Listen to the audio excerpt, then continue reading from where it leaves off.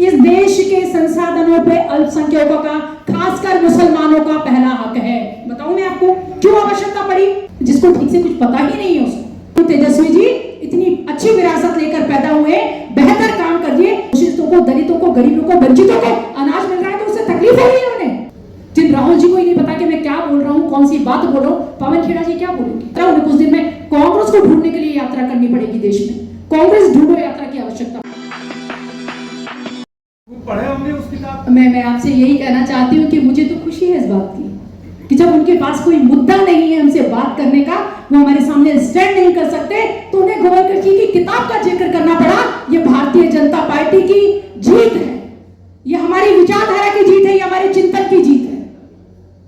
और मैं तो उनसे फिर कहना चाहती हूँ, तेजस्वी जी इतनी अच्छी विरासत लेकर पैदा हुए, बेहतर काम कर दिए, एक अच्छी प्रतिस्पर्धा भारतीय जनता पार्टी को दीजिए तो हमें शायद अच्छा भी लगे कि हम किसी के सामने चुनाव लड़ रहे हैं। और जहां तक आपने मुफ्त अनाज की बात की, मैं इस पर भी बात करना चाहती हूँ। अगर उन्हें थोड़ी सी भी जानकारी होती, थोड़ी सी भी समझ होती, दैट पुअर गाय, मैं सच में उन्हें कहना चाहती हूँ, वो मानसिक रूप से, मतलब जिसको ठीक से कुछ पता ही नहीं है उसको, अगर उसे पता होता तो उन्हें पता होता कि यूपीए की सरकार में अरबों अरबों टन गेहूं अरब सागर में फेंक दिया जाता था। आप सबको पता होगी ये बात।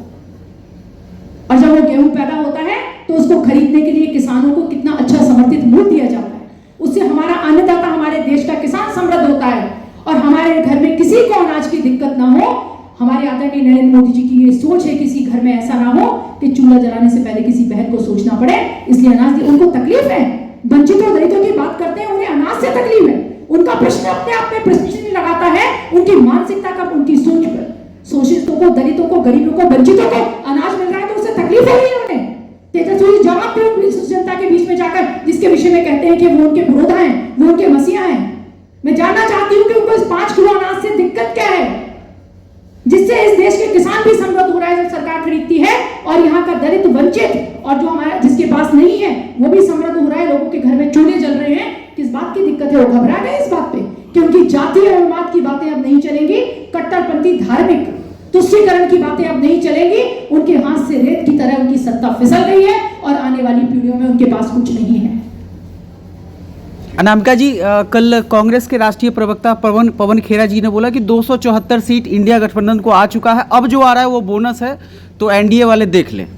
देखिए, मैं हमेशा से एक बात पे बहुत मजबूती से विश्वास करती हूँ, कोई भी नेता हो, कार्यकर्ता हो, किसी भी स्तर पे और व्यक्ति भी समाज में, बात वो कहे कि आपकी कम से कम आपके व्यक्तित्व की विश्वसनीयता बची रहे। बात ऐसी करिए कि कल जो 2 दिन बाद हम बात करें तो आंख में आंख डाल के बात करें।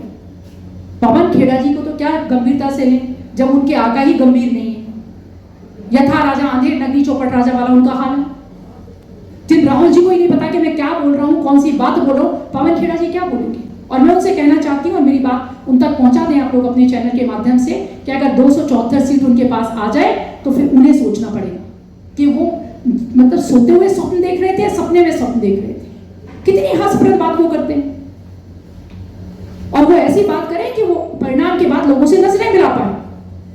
और बेहतर होगा कि वो अपने संरचना पे बात करें, अपने विचारों को समृद्ध करें, अपने संगठन पे काम करे कांग्रेस, तो शायद कभी उनके पास 2-4-10 सीटें कहीं से आ भी जाएंगी। जो राहुल गांधी की सीट बचाना भारी है, और जो भारत ढूंढो यात्रा कर रहे थे, भारत खोजो यात्रा, उन्हें कुछ दिन में कांग्रेस को ढूंढने के लिए यात्रा करनी पड़ेगी देश में। कांग्रेस ढूंढो यात्रा की आवश्यकता पड़ेगी। अनामिका जी, क्या इस बार आप मानती हैं कि एक प्रधानमंत्री जी ने जो बात कही है कि मैं मजबूत विपक्ष के लिए हमेशा सोचता हूं, तो क्या इस बार एक मजबूत विपक्ष मिलेगा दिल्ली में? बिल्कुल। जो बोने होते हैं वो चाहते हैं कि काबिल लोगों की कतारें कत्ल हो जाएं। जो बोने होते हैं वो चाहते हैं कि काबिल लोगों की कतारें खत्म हो, और जो दौड़ नहीं सकते वो सोचते हैं कि दूसरों के पैर काट दिए जाएं। हमें दौड़ना भी आता है क्योंकि हम अनुशासन से उसके लिए तैयारी करते हैं। हमें जीतना भी आता है अगर उनमें माधव हम चाहते हैं कि एक बेहतर विपक्ष हो। मैंने तो कहा, तेजस्वी जी की बात हुई, राहुल जी की, वो इतना तो खड़े हो कि हमें अपनी जीत पे लगे कि हम किसी को हरा के जीते। और देवतुल्य करोड़ों करोड़ों भारत की जनता उन्हें जवाब दे चुकी है। मुझे बहुत ज्यादा उनके जवाब देने की आवश्यकता नहीं है।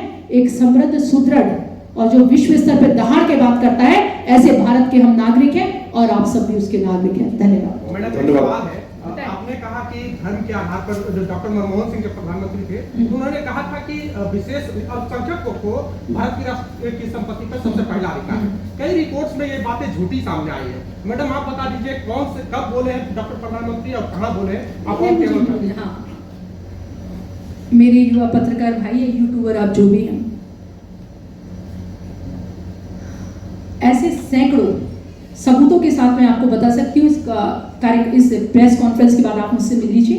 और बात सिर्फ एक, अगर आप ठीक से उनके 70 सालों के कार्यकाल का अध्ययन कर लें तो आपको पता चल जाएगा कि सिर्फ उनके प्रधानमंत्री जी के, मुझे बोलने दीजिए ना, आपने प्रश्न किया मैं उत्तर दूंगी, इतने उतावले मत बनिए। आपने प्रश्न किया, मैंने शांति से सुना, अब आप मेरे उत्तर को सुनने की क्षमता रखिए, धैर्य रखिए। मैं उदाहरण के साथ बताऊंगी। आपने 70 साल मैंने सुना, आपको लगा कि मैं योजनाओं की बात करूंगी, इतनी देर मेरे बोलने से समझ में नहीं आया मैं क्या बात करूंगी। आपने पढ़ा होता तो आपको पता होता। 70 साल के उनके कितने सारे निर्णय इस बात को बताते हैं कि वो एक वर्ग विशेष के, एक समुदाय विशेष के तुष्टीकरण के लिए काम करते हैं। वक्फ बोर्ड के बारे में जानते हैं, पढ़ा है ठीक से आपने, जिसके पास भारत की आर्मी से ज्यादा जमीनें हैं, जो तय किया किसी कांग्रेस सरकार ने। अगर वो आपके घर को ये कह दे कि वो आपकी संपत्ति है तो आपको साबित करना पड़ेगा कि वो आपकी संपत्ति है।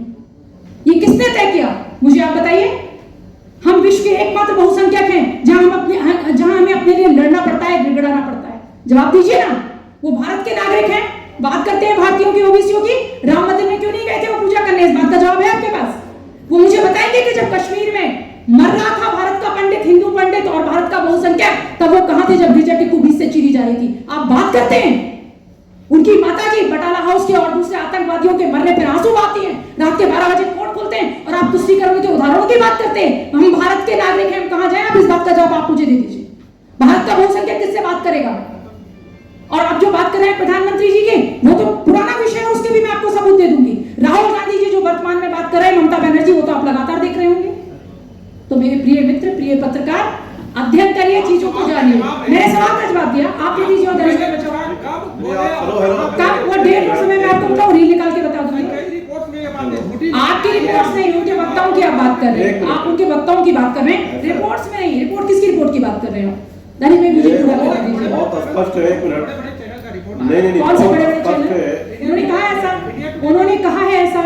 मैं आपको पूरे पहलू बता दूं, इस देश के संसाधनों पे अल्पसंख्यकों का, खासकर मुसलमानों का पहला हक है। बताऊं मैं आपको क्यों आवश्यकता पड़ी? क्या आदरणीय नरेंद्र मोदी जी ने, भारतीय जनता पार्टी ने कभी कहा? उन्होंने कहा 4 जातियां हैं और इस देश पे के संसाधनों पे पहला हक गरीब, वंचितों का और शोषितों का है। धन्यवाद।